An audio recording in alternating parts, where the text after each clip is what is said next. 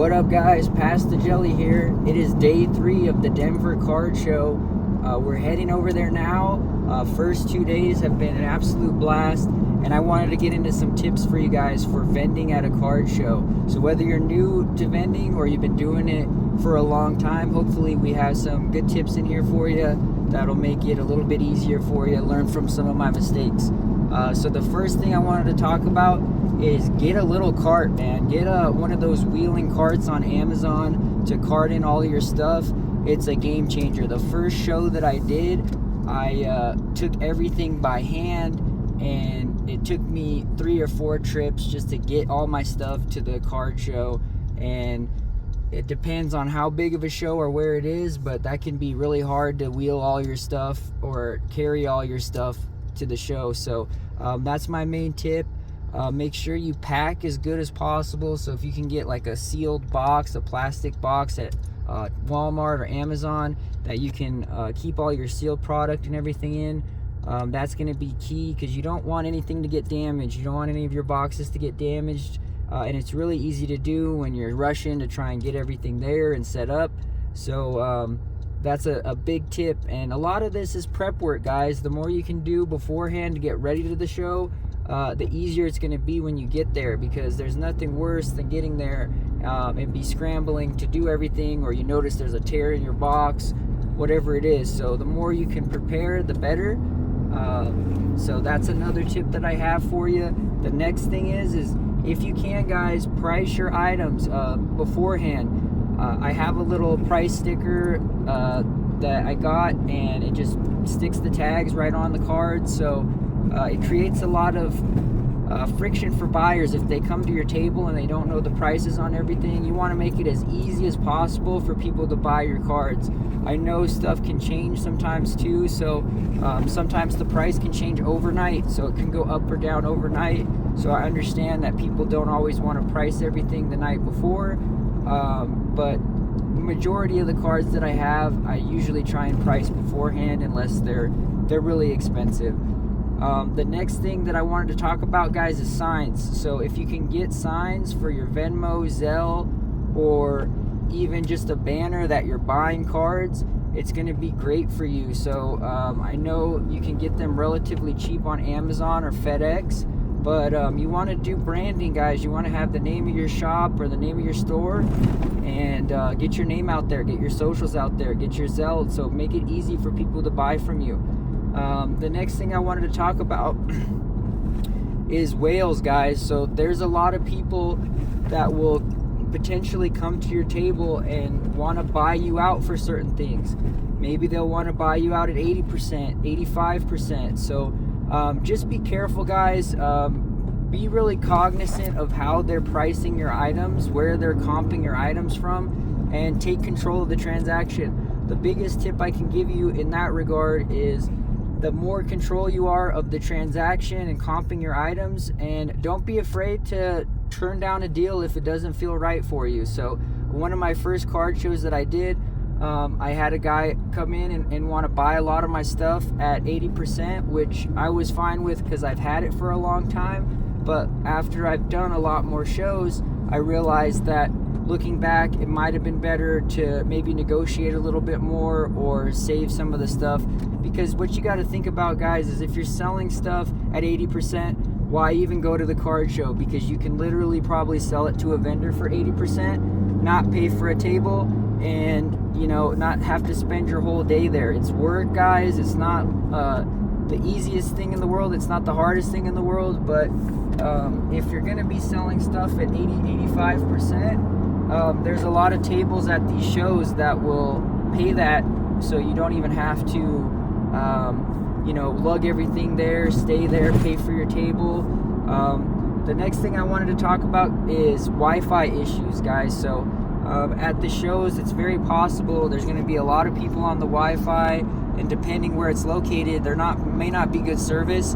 So just be prepared for that. If you have any backup plan, and cash is always king. So if you have cash, it's always the best.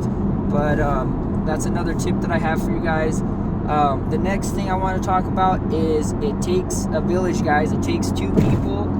So It's really hard. One of my first mistakes was that I thought that I could just do a card show by myself and I could just go there and do everything on my own, but it's really difficult. You know, you might have to go to the bathroom, you might get distracted with 2 or 3 people at your table. It's really hard to buy cards and sell cards at the same time, and buying cards at shows is like the main benefit of going. So you want to get access to the buying collections, buying stuff like that. So the other thing I wanted to talk about too is presentation. So if you have a case to put your stuff in, great, but you might want some stands for your cases, guys, that you can put your cards on and stand them up. So if you don't know already, there is a trick where you can just use an energy card and bend it, and it makes a little stand for your card. So that's a great option if you're short on cash. Look at that. Another thing I wanted to talk about was supplies. So make sure you have all the supplies you need. They go quick, so make sure you have sleeves, top loaders, everything that you might need. Anything that you might use for the show, try and think of all that in advance. So also, guys, another big tip that I have for you is diversify your inventory. And what I mean by this is some of the greatest things to sell at shows are merch, like keychains, toys, all kinds of stuff. You can usually get them for cheap, get great margins on them, and it's a great way to have other diversification and other ways that you can make money at these shows.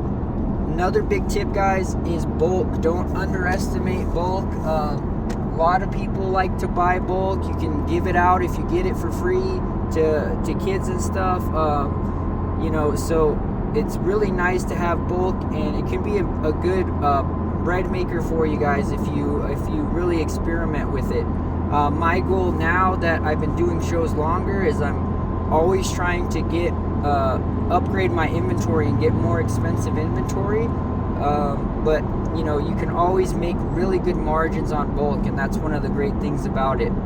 The other thing I would say is you have to price aggressively, guys. There's 2 options to win when you're at the card show. The first option is to have product that everybody wants that nobody else has, that's highly liquid and demanded, or the other thing is you got to price really aggressively, right?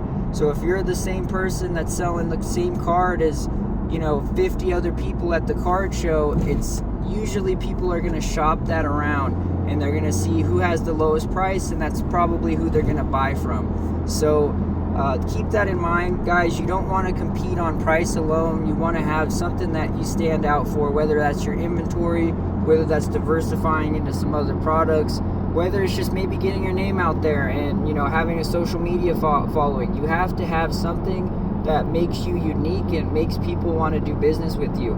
And on that note too, guys, the card shows are the perfect place to network. So if you want to build connections and collaborate with other sellers, it's a great place to meet people, maybe strike a deal, maybe find out how you can work together. Maybe there's stuff you can sell that they can't sell, or maybe there's stuff that they need that you have, but you're never going to know unless you go and talk to people. And my experience in doing card shows is most people are really nice and friendly. So just going out there, putting yourself out there, talking to people, finding how you can work together, how you guys can collaborate, because there's only so much you can do it on your own. And if you really want to scale and grow, a lot of times you're going to need the help of other people around you guys. So last and final tip, I saved the best for last, is trades, guys. So when I first started card shows, I did not know the importance of trades. That's really how you upgrade your inventory. That's how you make a lot of your margins and a lot of your money. And it can really start this flywheel where you start making a lot of money and upgrading your inventory, because you're taking things in at maybe 80% and you're selling them over and over again.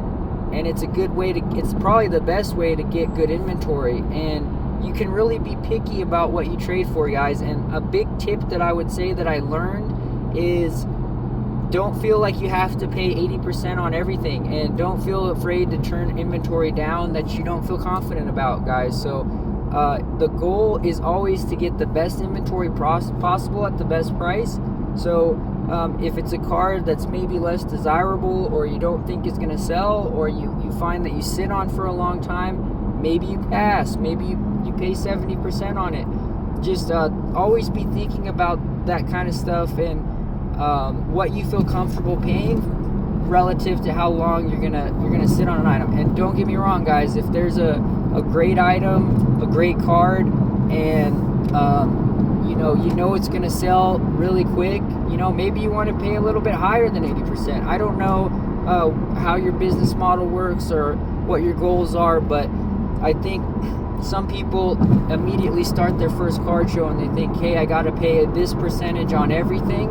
But and talk to the customers, guys. Like, you can always say, hey, like, I normally pay more for these type of items and less for these type of items. So one of the things I do at shows too, man, is I always let people shop their cards around if I know I'm not going to be paying super strong on it.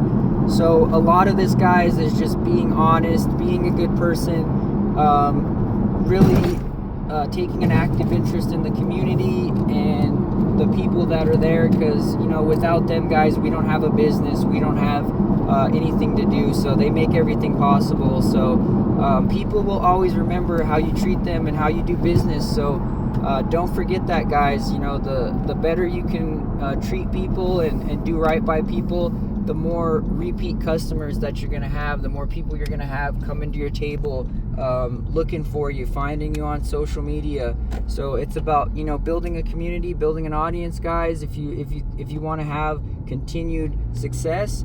But I thank you guys for watching and making it all the way to the end of the video, and we'll be coming out with plenty more videos and content for you, plenty more tips. And guys, we sell on eBay Live, so if you haven't checked out our live stream, check us out. Pass the Jelly TCG, Pass the Jelly on eBay, and look forward to seeing you in the next video, guys. Thank you so much for watching.